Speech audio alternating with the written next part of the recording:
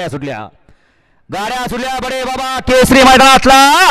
final सुटला एक बाद झाला आणि इकडं लढत चालू आहे कोण करणार आजच्या या मैदानातला एक नंबरचा मानकरी झाला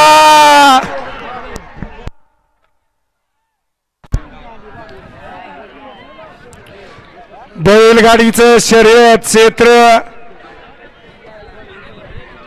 तर कुणी कुणाला कमी समजायचं नाही कमी लेखायचं नाही नशिबात असलं की सगळं काही साध्य होतंय फक्त वेळेची आणि नशिबाची साथ पाहिजे